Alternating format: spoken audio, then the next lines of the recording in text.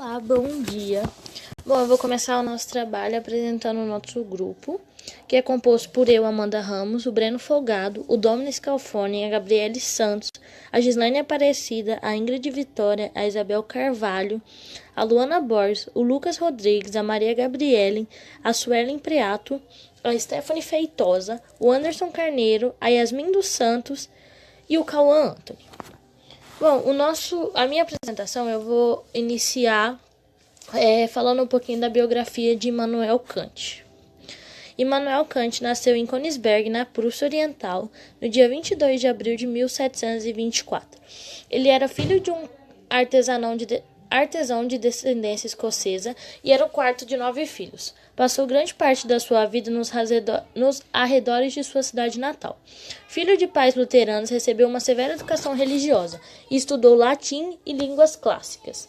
Em 1740, com 16 anos, ingressou na Universidade de Königsberg como estudante de teologia. Foi aluno do filósofo Martin Kutzlen e se aprofundou no estudo da filosofia racionalista de Leibniz. Em 1749, publicou sua primeira obra, que foi o Pensamento sobre o Verdadeiro Valor das Forças Vivas.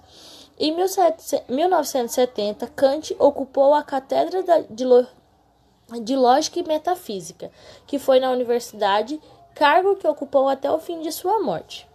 Immanuel Kant faleceu em Königsberg, na sua cidade natal, no dia 12 de fevereiro de 1804, após sofrer de uma doença degenerativa. Faleceu aos seus 79 anos de idade. E tem uma curiosidade sobre Immanuel Kant, que Kant levava uma vida rigidamente metódica e cuidadosa, com horários e rigorosos para deitar, dormir, levantar e fazer as suas refeições. E essa é a minha apresentação. Agora eu vou passar a minha apresentação para o meu próximo colega de grupo. Bom dia, eu sou a Isabel Carvalho e irei apresentar a filosofia da moral e a dignidade do indivíduo para Kant. Para Kant, a moral era um dos principais deveres do homem, sendo esses dois deveres o dever hipotético e o dever categórico.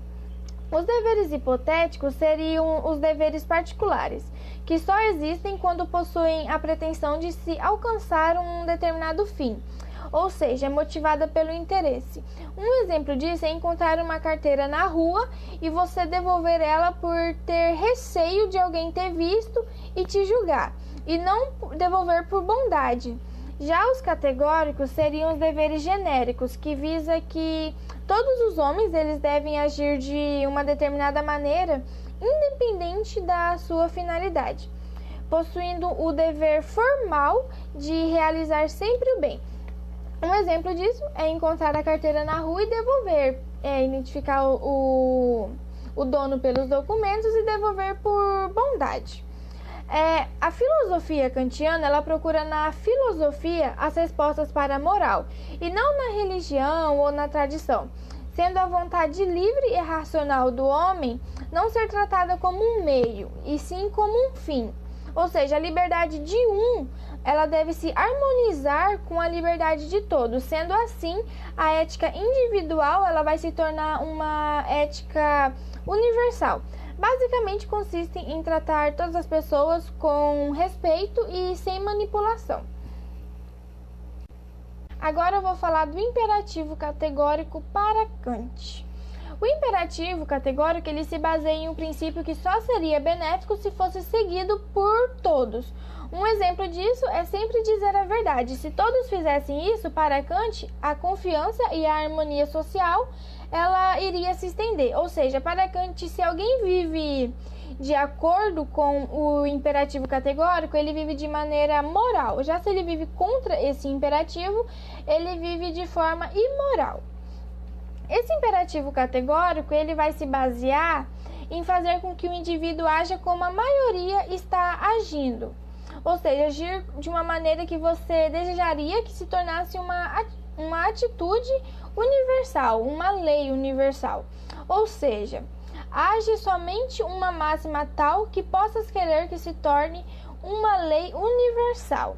Nesse sentido, a sociedade ela deveria seguir os aspectos positivos, seguidos pela maioria, em que todos os indivíduos iriam querer que se torne uma lei universal. Assim, para Kant, se todos seguissem o imperativo categórico, a sociedade seria feliz e igual. Agora eu vou falar da liberdade externa e a autonomia. Quando falamos em liberdade e autonomia, nós pensamos em agir como quisermos e fazer o que quisermos. Mas para Kant, todas as ações elas são guiadas por alguma lei. Um exemplo é ser guiado pela lei da natureza, ou seja, quando você sente fome, você vai comer, e quando você sente sono, você vai dormir. Ou seja, se seguirmos a lei da natureza, não estamos agindo de forma autônoma, pois estamos seguindo algo que vai além da nossa vontade. Já quando escolhemos algo, para Kant, aí sim nós estamos seguindo a razão, ou seja, nós damos a nós mesmos a nossa lei. Nesse modo, quando deixamos de fazer algo que é um desejo nosso e passamos a fazer a coisa certa a ser feita, aí nós passamos a ser livres e diferentes dos animais. Essa foi a minha apresentação e obrigada. Olá, eu sou Maria Gabriele e agora eu vou falar um pouco sobre a doutrina do direito, o direito privado e o direito público e também sobre a negação do direito de resistência ou revolução. Temos que entender primeiro que o direito é o corpo das leis externas, ou seja, as leis são formuladas para garantir o direito ao cidadão. Toda lei ela vai impor deveres sobre a sociedade e o cumprimento dessas leis ela pode ou não ser efetivado. Podem também ser leis morais ou jurídicas, e ambas têm um fundamento que se chama autonomia da vontade. Essa autonomia não vai garantir que toda lei seja positiva, visto que envolve relação de diferentes pessoas no meio dessa lei. E o que vai impedir que ela seja positiva, essa garantia, vai ser justamente o controle imperfeito da razão sobre as paixões humanas. Ou seja, as pessoas são mais levadas à emoção do que à razão. Nos deveres morais, o homem ele vai ser responsável por si próprio, enquanto nos deveres jurídicos, as pessoas são responsáveis uma pelas outras. A liberdade moral se alcança pela eliminação dos desejos e inclinações que impedem a adequação da conduta aos comandos da razão. Ou seja, a liberdade moral é algo que só vai poder ser alcançado, as pessoas só vão ter ela a partir da eliminação dos desejos, que vão implicar a adequação da razão. E já a liberdade jurídica, ela vai se basear em não ser impedido externamente de exercer o seu próprio arbítrio. Agora, temos que entender aqui qual é o princípio da legislação que ordena as relações interpessoais segundo a justiça. Aqui, Kant vai se interessar no conceito universal a priori do direito. E a questão é, qual é o princípio da legislação? Sabe que a justiça é um conjunto de condições que vão unir arbítrios segundo uma lei universal de liberdade. A lei universal do direito age de forma externa para que o livre uso do arbítrio exista com a liberdade de cada um, segundo essa lei universal. As relações jurídicas vão existir nela a relação externa com o outro. E no ato jurídico, não importa as pretensões internas, ou seja, o que aquela pessoa vai ganhar sobre aquilo. Mas o que vai importar é o ato jurídico garantir o livre-arbítrio entre ambos. Por exemplo, se na compra e na venda de um automóvel, uma pessoa vai ganhar um lucro ultrapassado sobre o que seria, por exemplo, uma taxa padrão, não importa, ela está dentro do livre-arbítrio dela, desde que o outro esteja disposto a pagar por isso. O que a lei externa quer garantir é que isso seja justo, ou seja, garantir que após a compra aquele carro pertença a quem pagou e não mais àquele que vendeu. Já o lucro sobre aquilo já é uma condição interna que a lei não vai ter controle sobre ela.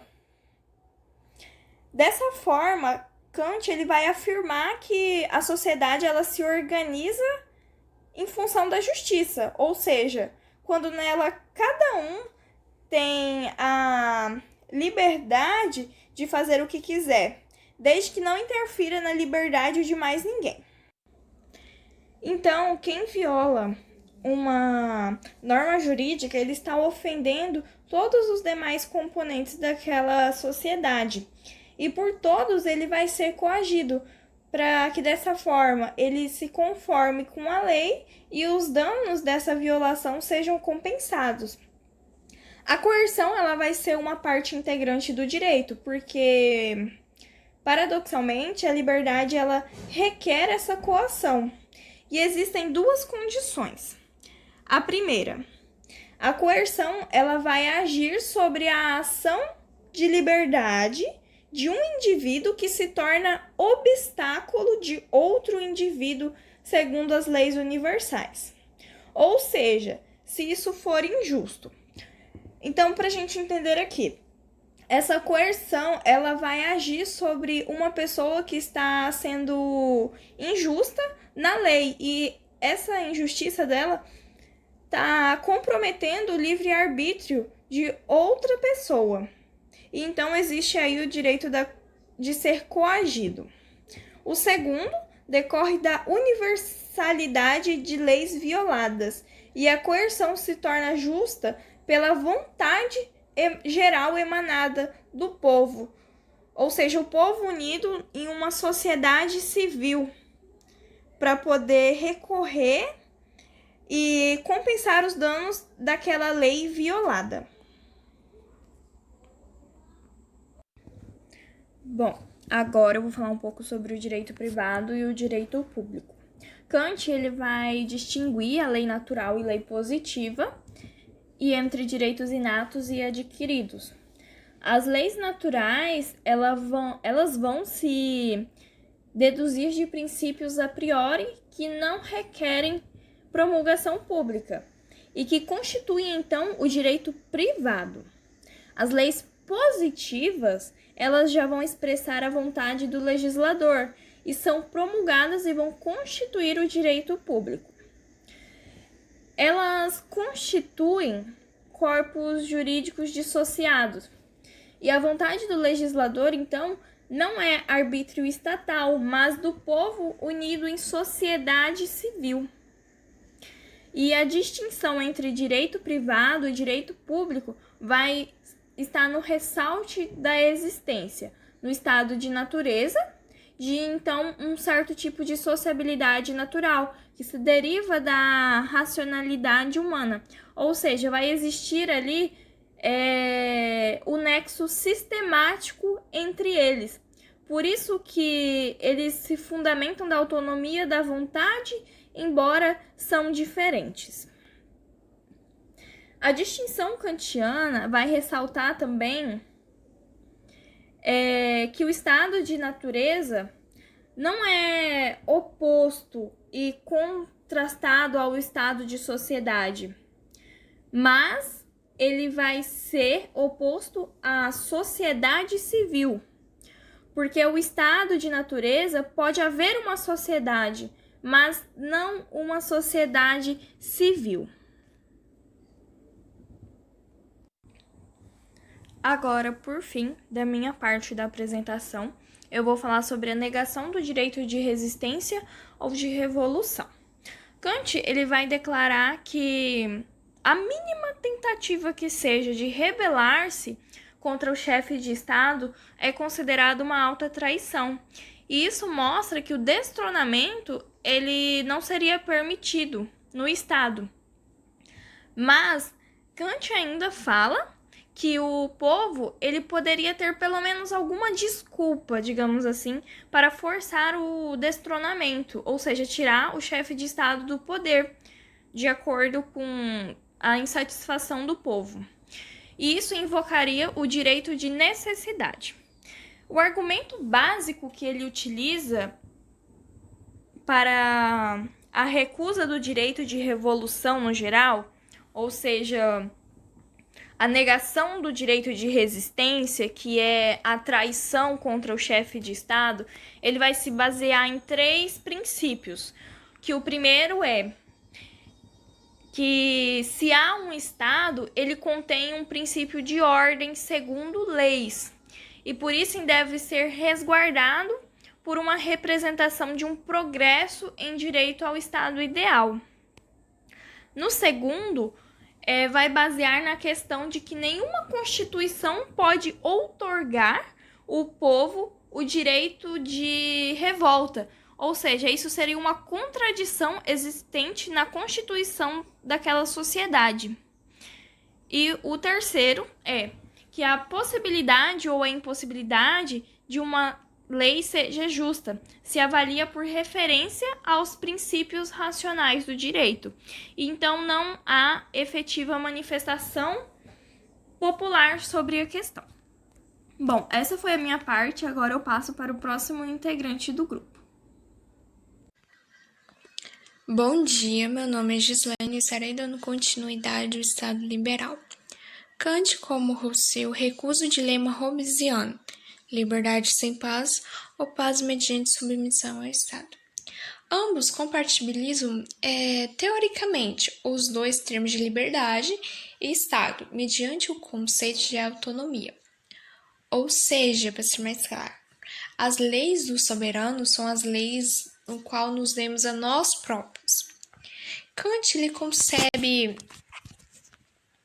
concebe o Estado como instrumento necessário da liberdade de sujeitos individuais à autonomia.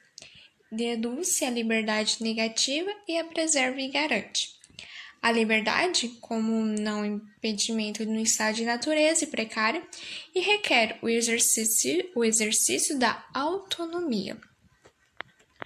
A cidadania. Quando unidos para legislar, os membros da sociedade civil são denominados cidadãos. São características dos cidadãos a autonomia, a igualdade e a independência. Essa concepção de cidadania, ela foi posicionada a fim de ter por base os direitos à liberdade, à igualdade, onde concebe de consequências práticas imediatas. Estabelecida pela sociedade, nem todos qualificam para a política. Não se qualificam os que vivem sob a proteção ou sob as ordens de outras, como os empregados, os menores e as mulheres. Esses são cidadãos passivos. Isso abrange de uma óbvia contradição entre o conceito puro de cidadania e o conceito de cidadania passiva, ou então entre as leis do direito natural e os direitos passivos, que contribuem para essa contradição, posicionada por Kant, onde os empregados e menores e as mulheres, eles não se qualificam, eles vivem sob a proteção. Isso foi estabelecido pela sociedade. A República.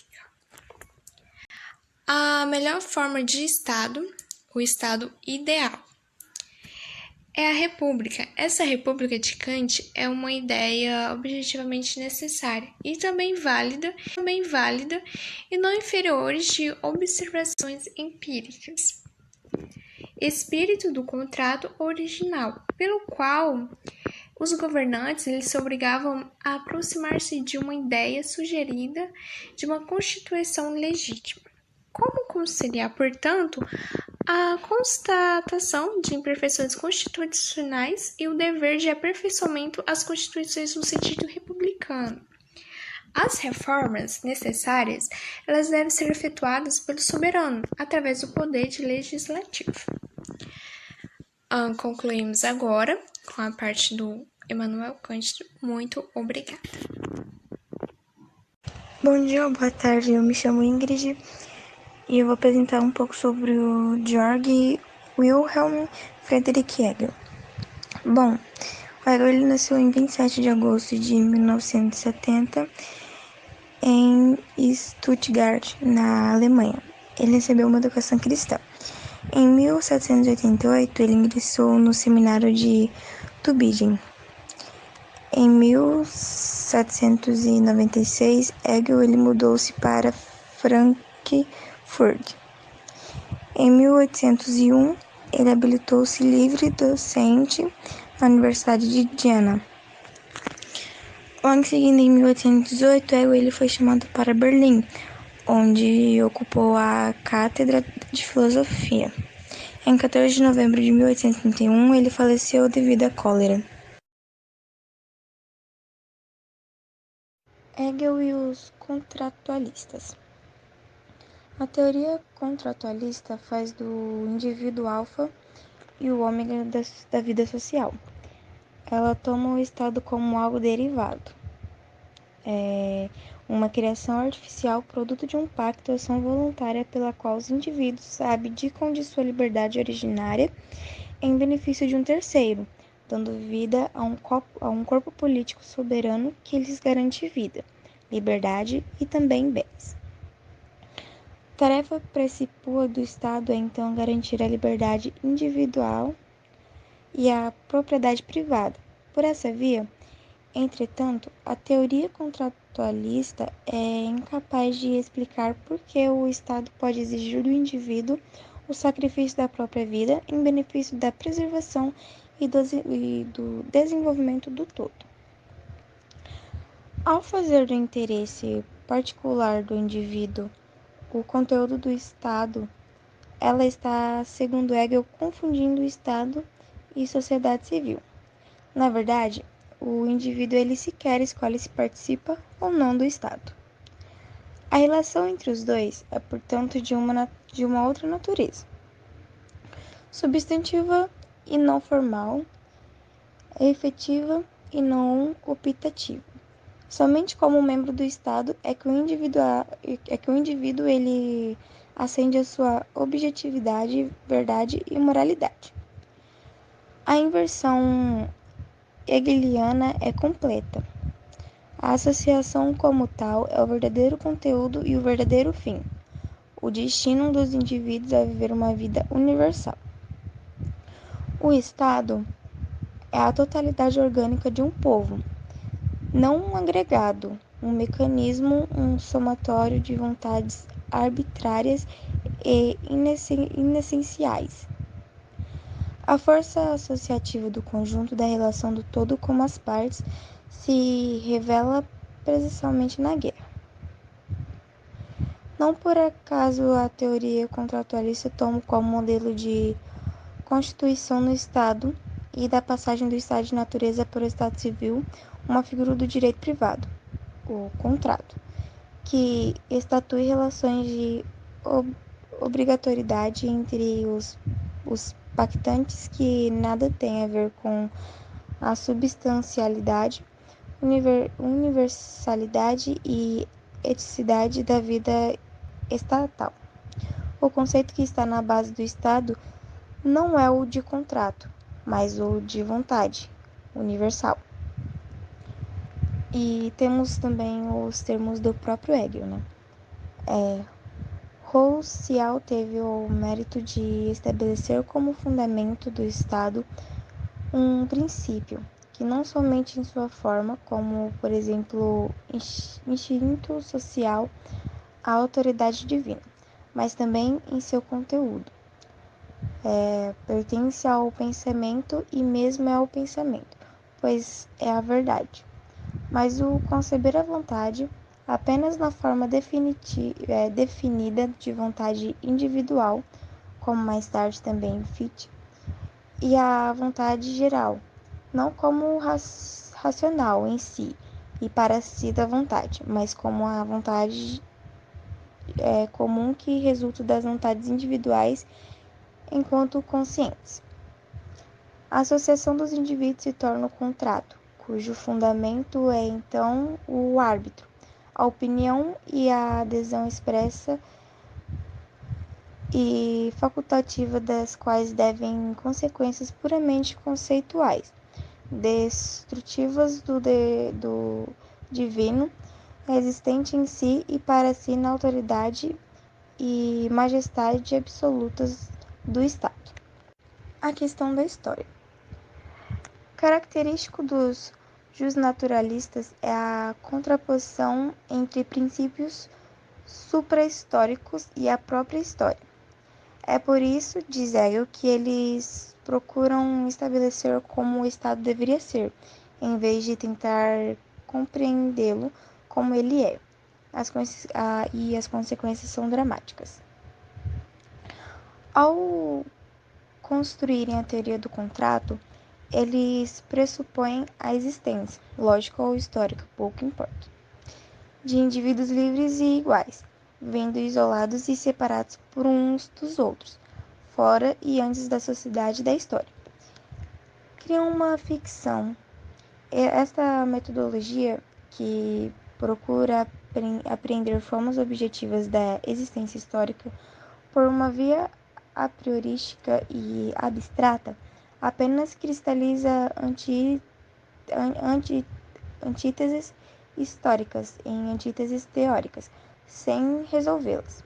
Como diz Hippolyte, ao tomarem a natureza humana fora de desenvolvimento histórico, acabam por opor às manifestações concretas da história dos homens um conjunto de faculdades, uma possibilidade abstrata, um mero dever ser solem, a partir do qual pretendem refazer o estado de coisas existentes.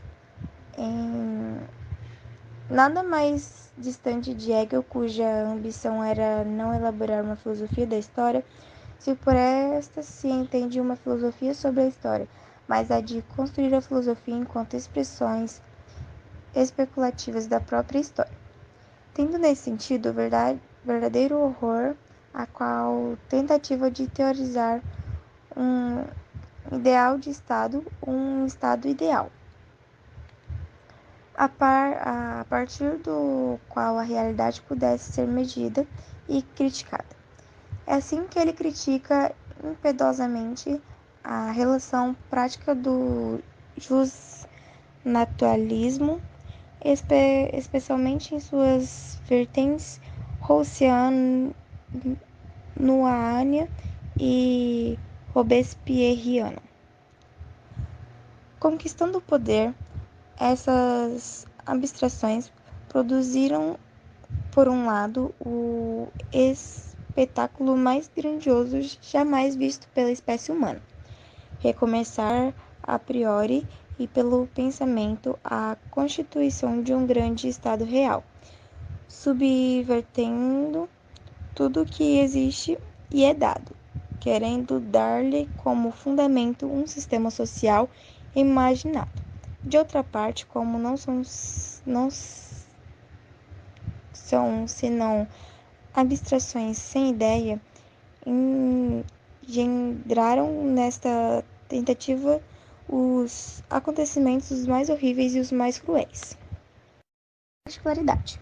A propriedade é a liberdade.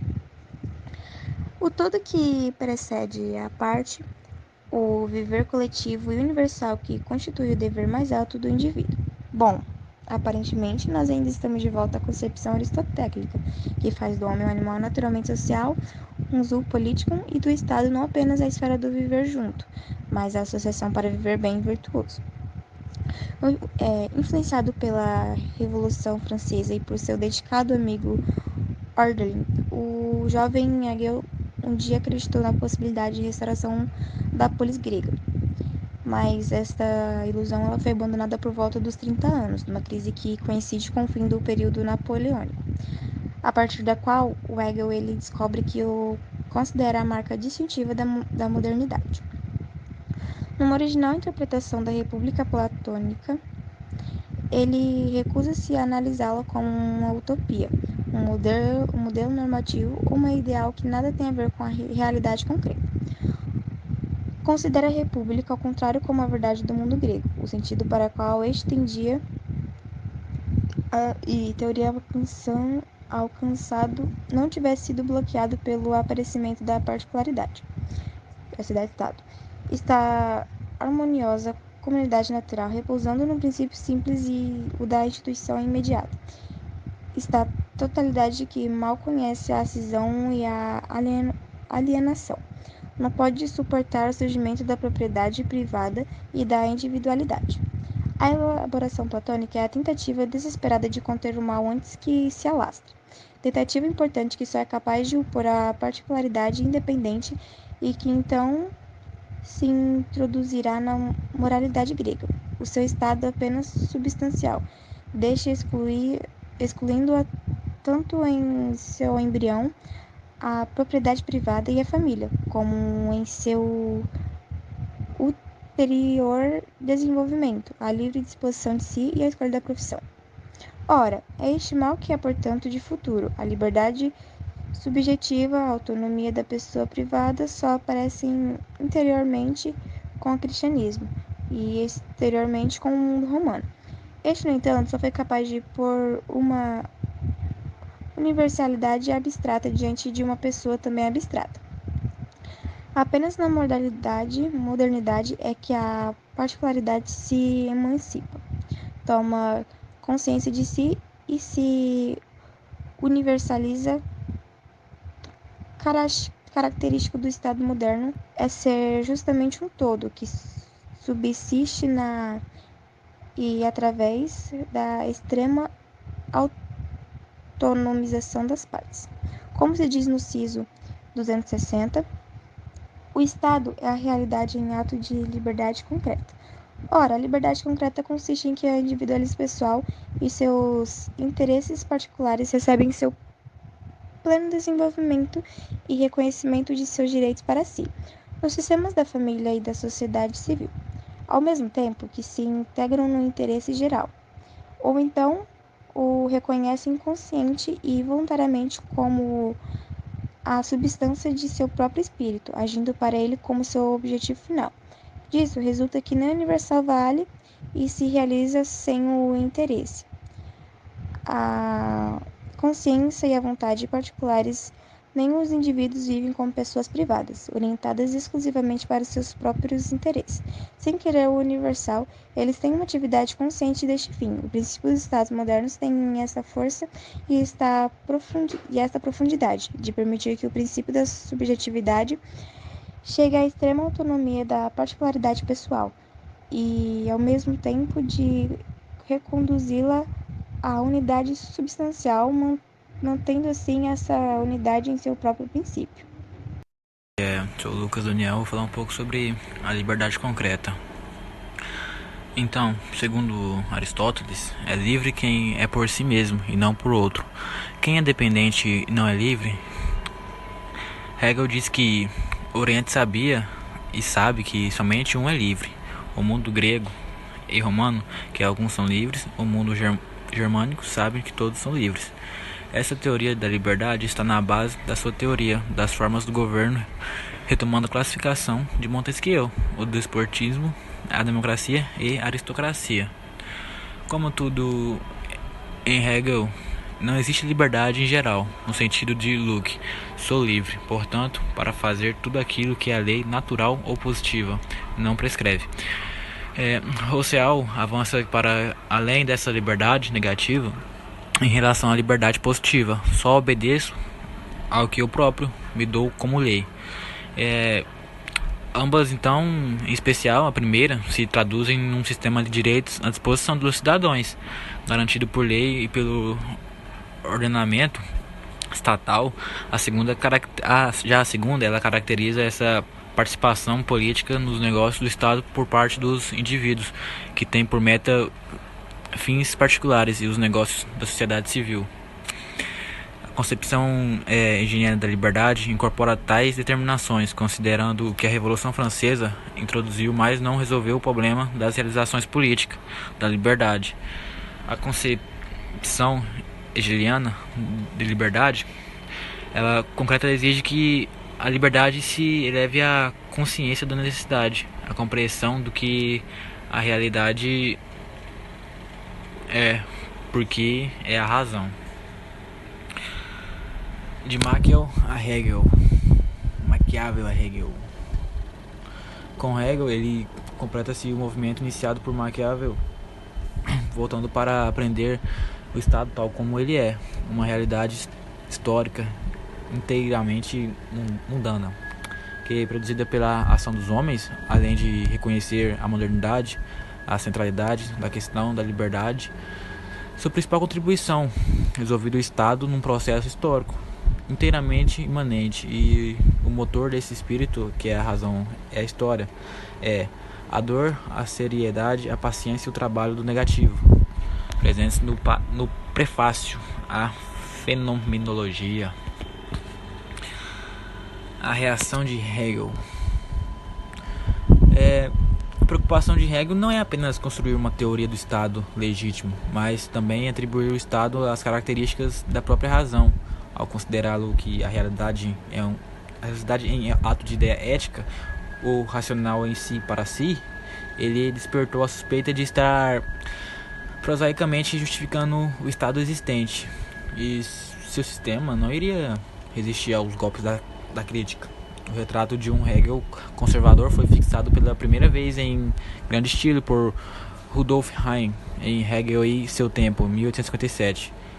Hein ele acusa Hegel de apologetar da restauração prussiana e ditador filosófico da Alemanha.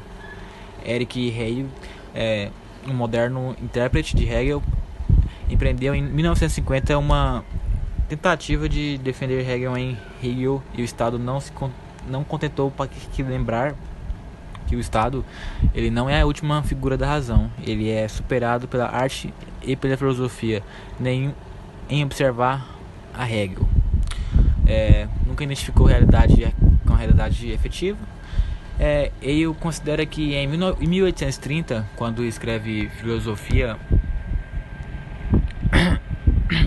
do Direito, Hegel está aderindo a uma Prússia, que é então o mais moderno Estado entre os europeus, que aboliu a servidão e tomou a propriedade alienável.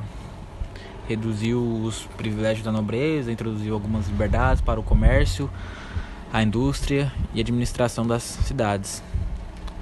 Georg Lukács, em O Jovem Hegel e os Problemas da Sociedade Capitalista, não nega a progressiva conservadorização da hegeliana inegável, a simples comparação entre o lugar e a função que a Revolução Francesa ocupa na fenomenologia do espírito, um texto terminado em 1807, na seca arquitetura da filosofia do direito. No primeiro, a Revolução Francesa está no início do processo da instauração da modernidade, e no segundo, no fim. A novidade da análise está a conciliação com a realidade, que permite que a Hegel perceber